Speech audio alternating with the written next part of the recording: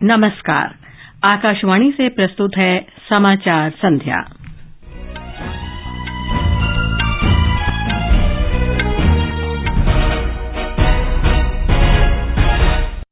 भारतीय लोकतंत्र पर राहुल गांधी की टिप्पणी और अदानी समूह के मुद्दे पर संसद में गतिरोध जारी।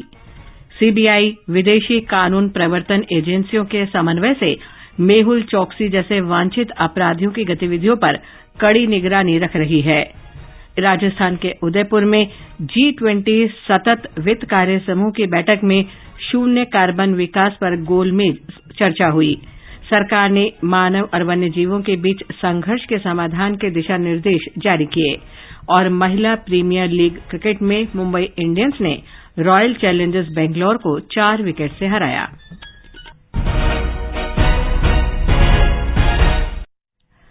समाचार संध्या के साथ मैं लवली निगम। भारतीय लोकतंत्र पर राहुल गांधी की टिप्पणी और अदानी समूह के मुद्दे को लेकर हंगामे के कारण संसद की कार्यवाही आज लगातार 7वें दिन भी बाधित रही। विपक्ष और सत्ता पक्ष के सदस्यों की नारेबाजी के बीच दोनों सदनों की कार्यवाही दिन भर के लिए स्थगित कर दी गई। दोनों सदनों की अगली बैठक बृहस्पतिवार को होगी। नव संवत्सर, चैत्र शुक्लादि, उगाड़ी, गुड़ी पड़वा और चेटी चांद के अवसर पर कल सदन की बैठक नहीं होगी। लोकसभा में कांग्रेस, द्रविड़ मुनेत्र कड़गम, भारत राष्ट्र समिति, आम आदमी पार्टी और अन्य विपक्षी दलों के सदस्य अदानी समूह के मामले की संयुक्त संसदीय समिति से जांच की मांग करते हुए सदन के बीचों बीच आ गए। लोकसभा अध्यक्ष ने विपक्षी सदस्यों के स्थगन नोटिस नामंजूर कर दिए। सत्ता पक्ष के सदस्यों ने भारतीय लोकतंत्र पर राहुल गांधी की टिप्पणी करने के लिए उनसे माफी की मांग दोहराई। हंगामे के बीच सदन ने 2023-24 के लिए केंद्र शासित प्रदेश जम्मू कश्मीर का बजट, वित्त वर्ष 2022-23 के लिए केंद्र शासित प्रदेश जम्मू कश्मीर के अनुपूरक मांगे, जम्मू कश्मीर विनियोग संख्या 2 विधेयक 2023, जम्मू कश्मीर विनियोग विधेयक 2023 और विनियोग संख्या 2 विधेयक 2023 ध्वनि मत से पारित कर दिया। इसके हंगामे का सिलसिला जारी रहने के बाद सदन की कार्यवाही दिन भर के लिए स्थगित कर दी गई। राज्यसभा में भी इसी तरह की स्थिति बनी रही। सत्ता पक्ष के सदस्यों ने राहुल गांधी से भारतीय लोकतंत्र पर दिए गए बयान पर माफी की मांग करते हुए नारेबाजी शुरू कर दी। हंगामे के बीच सदन की कार्यवाही दिन भर के लिए स्थगित कर दी गई। राज्यसभा के सभापति जगदीप धनखड़ ने सदन में सत्तारूढ़ और विपक्षी दलों के गतिरोध को समाप्त करने के लिए आज विभिन्न राजनीतिक दलों के नेताओं के साथ 2 बार बैठक की। बैठक में उन्होंने सदन की कार्यवाही को सुचारू रूप से चलाने में सदस्यों की प्रमुख जिम्मेदारी का उल्लेख किया। श्री धनखड़ ने कहा कि सदन सहयोग के साथ चर्चा और बहस करने के लिए तैयार है, न कि टकराव और गतिरोध के लिए। श्री धनखड़ ने बृहस्पतिवार सवेरे 10 बजे एक और बैठक तय की है। उधर लोकसभा अध्यक्ष ओम बिड़ला ने भी सदन में गतिरोध समाप्त करने के लिए सदन के नेताओं के साथ बैठक की। उन्होंने कहा कि सभी राजनीतिक दलों के सहयोग से सदन को चलाना ही प्राथमिकता है। राज्यसभा में सदन के नेता पीयूष गोयल ने कहा कि विपक्ष नहीं चाहता कि संसद चले और साथ ही वो देश को गुमराह कर रहा है। संसद के बाहर श्री गोयल ने इसे दुर्भाग्यपूर्ण बताते हुए कहा कि विपक्ष ने सरकार के साथ मामलों को सुलझाने से इंकार कर दिया है। उन्होंने बताया कि राज्यसभा के सभापति ने बैठक बुलाई थी, लेकिन विपक्ष के नेताओं ने बैठक का बहिष्कार किया। श्री गोयल ने कहा कि विपक्ष ने एक बार फिर सदन का अपमान किया है। विपक्ष खासतौर पे कांग्रेस, डीएमके और जो उनके सहयोगी दल हैं, वो हाउस चलाने नहीं देना चाहते। कोई सरकार पे आरोप ना होने के बावजूद वो गैर जिम्मेदार वक्तव्य और बेबुनियाद आरोपों के आधार पर सदन को ना चलने देने की मंशा से आए हैं। भारतीय जनता पार्टी ने आज कांग्रेस नेता राहुल गांधी के हाल की ब्रिटेन यात्रा के दौरान भारत में लोकतंत्र पर उनके टिप्पणी को लेकर कांग्रेस नेता पर निशाना साधा। पार्टी के राष्ट्रीय प्रवक्ता संबित पात्रा ने आरोप लगाया कि भारतीय लोकतंत्र के खिलाफ लगातार साजिश है। ये मनीशंकर अय्यर और राहुल गांधी में क्या डिफरेंस है? मनीशंकर अय्यर पाकिस्तान जाते हैं और पाकिस्तान में आह्वान करते हैं कि हमें मोदी को हटाना होगा, हमें इस सरकार को गिराना होगा। आइए पाकिस्तान और कांग्रेस पार्टी मिलकर काम करेंगे और भारत को कम आंक के आते हैं। और आज राहुल गांधी लंदन में जाकर न्योता देकर आते हैं विदेशी ताकतों को कि आप आकर हमें बचाइए और राहुल गांधी को आगे बढ़ाइए। केंद्रीय जांच ब्यूरो सीबीआई ने कहा है कि वो केवल इंटरपोल चैनलों पर ही निर्भर नहीं है, बल्कि उसका ग्लोबल ऑपरेशंस सेंटर विदेशी कानून प्रवर्तन एजेंसियों के साथ निकट समन्वय से मेहुल चौकसी जैसे वांछित अपराधियों की गतिविधियों पर कड़ी निगरानी रखता है। सीबीआई ने कहा है कि मेहुल चौकसी के संबंध में भारत द्वारा किया गया प्रत्यर्पण अनुरोध एंटीगा और बाराबुडा में अधिकारियों के समक्ष विचाराधीन है। सीबीआई ने कहा है कि पिछले 15 महीनों में 30 से अधिक वांछित अपराधी भारत लाए गए हैं। ये समाचार हमारी वेबसाइट newsonair.com/hindi और हमारे mobile app news on AIR पर भी उपलब्ध हैं। महज अन्नदाता कहने से काम नहीं बनता है। ऐ किसान, तुझे पूरे देश का प्रणाम तो बनता है। धानुका, इंडिया का प्रणाम हर किसान के नाम। समाचार संध्या में आपका फिर स्वागत है। राजस्थान के उदयपुर में सतत विकास के लिए आज G20 स्थायी वित्त कार्य समूह की दूसरी बैठक में शून्य कार्बन विकास पर गोलमेज चर्चा हुई। ये सत्र कम कार्बन विकास को सक्षम करने में गैर मूल्य निर्धारण नीति की प्रभावशीलता पर केंद्रित था। सत्र में जलवायु को उनके मुख्य कार्यों और क्षमताओं में एकीकृत करने पर विभिन्न देशों के वित्त मंत्रियों के दूरदर्शी नेतृत्व ने विषय पर विस्तार से चर्चा की। G20 के पर्यावरण और जलवायु स्थिरता कार्य समूह की दूसरी बैठक गांधीनगर में सोमवार से शुरू होगी। 3 दिवसीय बैठक का उद्घाटन G20 के लिए भारत के शेरपा अमिताभ कांत करेंगे।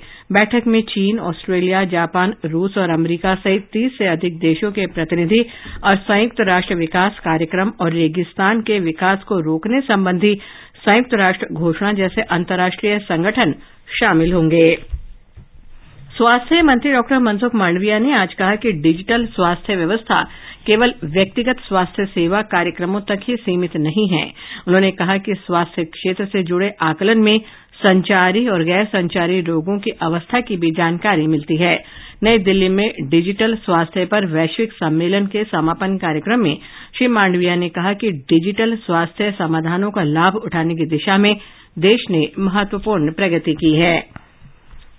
युवा कार्य मंत्री अनुराग ठाकुर ने कहा कि सभी क्षेत्रों में परिवर्तन और डिजिटलीकरण हो रहा है।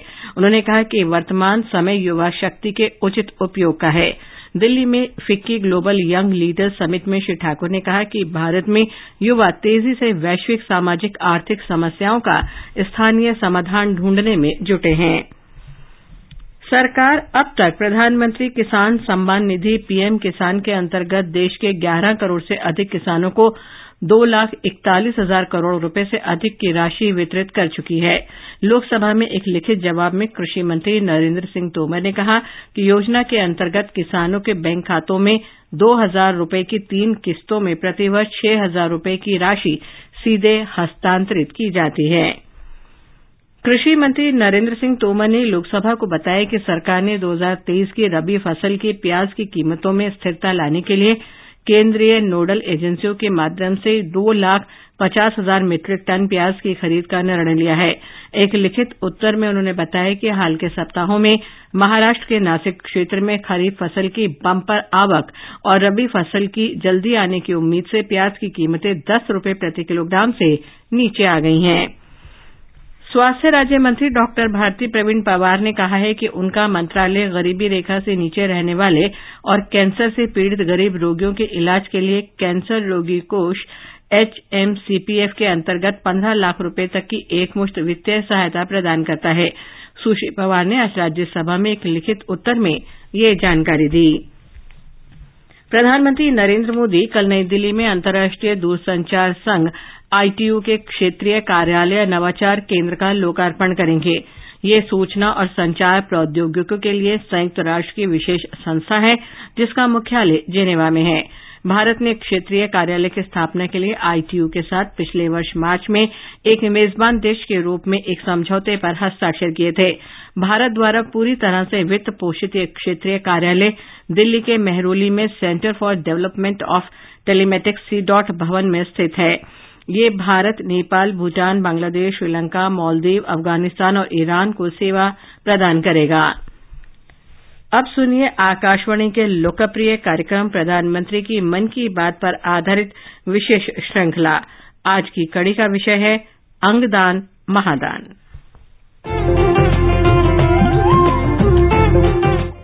लोग, आवाज और सीधा संवाद, यानी हमारे, आपके, हम सबके मन की बात। जी हां, ऐसे ही करोड़ों लोगों से जुड़ते हैं हमारे प्रधानमंत्री आकाशवाणी पर हर महीने के आखिरी रविवार को मन की बात कार्यक्रम के साथ। 3 अक्टूबर 2014 को शुरू हुआ ये सिलसिला इस बार अप्रैल में अपनी 100वीं कड़ी के साथ जारी रहेगा। इस अवसर पर आकाशवाणी इस विशेष कार्यक्रम से प्रधानमंत्री के कुछ ऐसे चुनिंदा संबोधनों को प्रस्तुत करने जा रहा है जिन्होंने देश को नई राह दिखाई। दुनिया में कई ऐसे लोग हैं जिनके अच्छे भले अंदरूनी अंग तमाम बीमारियों की वजह से खराब हो चुके होते हैं। अगर उन्हें वक्त पर अंग मिल जाए तो उनकी जिंदगी बच सकती है। यही वजह है कि इन दिनों अंगदान को बढ़ावा देने की बात खूब हो रही है। लोगों को जोड़ने और उन्हें प्रेरित करने में मन की बात ने अहम भूमिका निभाई है। शायद यही वजह रही कि प्रधानमंत्री ने 29 नवंबर 2015 को अपने इस कार्यक्रम में अंगदान के लिए लोगों का आह्वान किया ताकि जरूरतमंद और लाचार जिंदगियों को बचाया जा सके। ऑर्गन डोनेशन मूल्यवान जिंदगियों को बचा सकता है। अंगदान एक प्रकार से अमरता लेकर के आ जाता है। एक शरीर से दूसरे शरीर में जब अंग जाता है तो उस अंग को नया जीवन मिल जाता है, लेकिन उस जीवन को नई जिंदगी मिल जाती है। इससे बड़ा सर्वोत्तम दान क्या हो सकता है।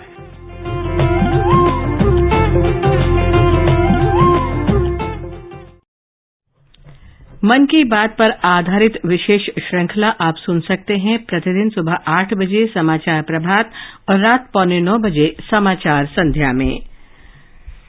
पर्यावरण मंत्री भूपेंद्र यादव ने आज मानव और वन्यजीवों के बीच संघर्ष के समाधान के लिए 14 दिशा निर्देश जारी किए।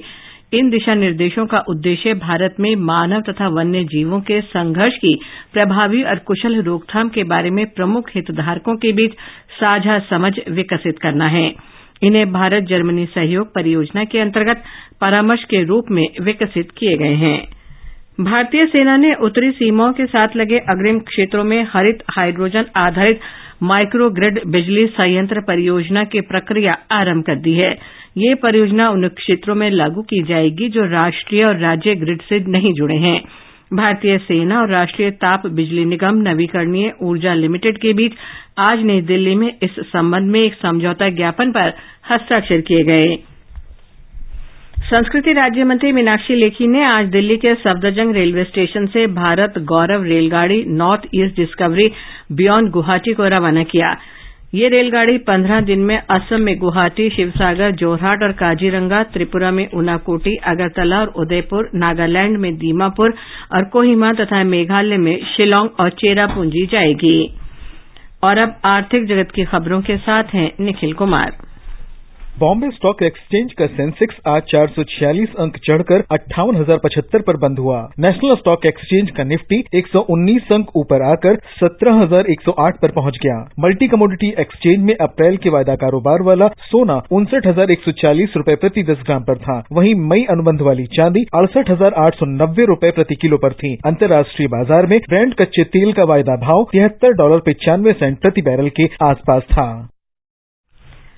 महिला प्रीमियर लीग क्रिकेट में मुंबई इंडियंस ने आज रॉयल चैलेंजर्स बेंगलोर को 4 विकेट से हरा दिया है।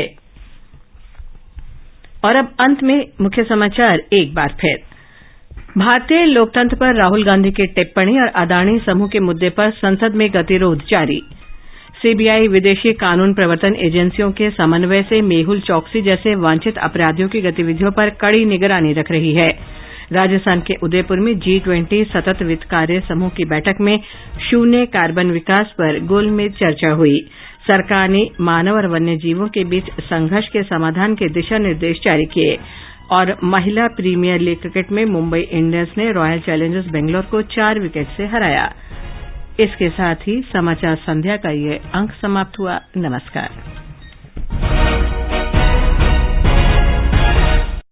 महज अन्नदाता कहने से काम नहीं बनता है। ऐ किसान, तुझे पूरे देश का प्रणाम तो बनता है। धानुका, इंडिया का प्रणाम हर किसान के नाम।